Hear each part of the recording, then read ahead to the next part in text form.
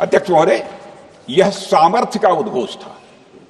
यह एक स्पष्ट संदेश था कि भारत शांति चाहता है, लेकिन अगर कोई हमारी संप्रभुता को चुनौती देगा तो उसका जवाब भी उतनी ही दृढ़ता से दिया जाएगा। अध्यक्ष महोदय, 2015 में जब हमारे प्रधानमंत्री मोदी जी ने लाहौर जाकर नवाज शरीफ से मुलाकात की तो भारत ने फिर से दोस्ती का हाथ बढ़ाया। अध्यक्ष महोदय, हम वाकई में शांति की राह पर चलना चाहते थे, क्योंकि हमारी मूल प्रकृति बुद्ध की है, युद्ध की नहीं है।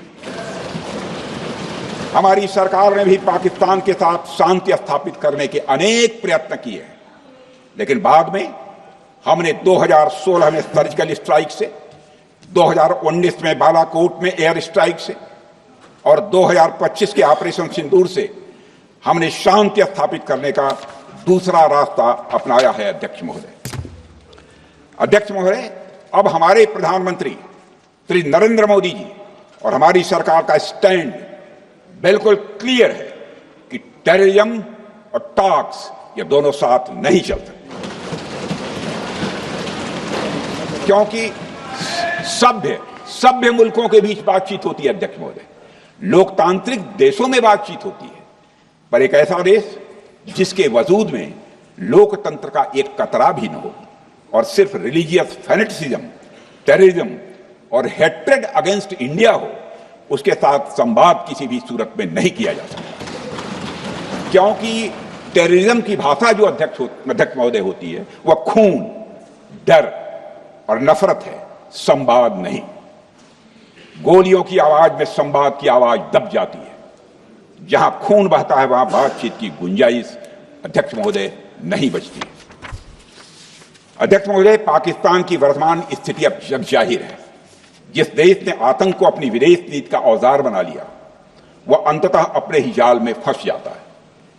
पाकिस्तान की नीति और चरित्र को लेकर कोई भ्रम नहीं रहना चाहिए। यह एक ऐसा देश है जो वैश्विक आतंकवाद की नर्सरी है और उन्होंने इसको अपनी स्टेट पॉलिसी का भी एक आधार बनाया हुआ है। अध्यक्ष महोदय, ऑपरेशन सिंदूर के दौरान पूरी दुनिया ने देखा है कि पाकिस्तान में सरकार आतंकवादियों के लिए स्टेट फ्यूनरल का इंतजाम कर रही है और सैन्य अधिकारी भी आतंकवादियों के जनाजे में भाग लेते हैं। यह वही देश है जो सीमा पर सैनिकों से लड़ने का साहस नहीं जुटा पाता, इसलिए निर्दोष नागरिकों, बच्चों और तीर्थ यात्रियों को आतंकवाद का निशाना बनाता है। पाकिस्तान की सेना और आईएसआई आतंकवाद को एक प्रॉक्सी वार के रूप में अध्यक्ष महोदय इस्तेमाल करती हैं और उसके सहारे वे भारत को डिस्टेबलाइज करने का सपना देखती हैं।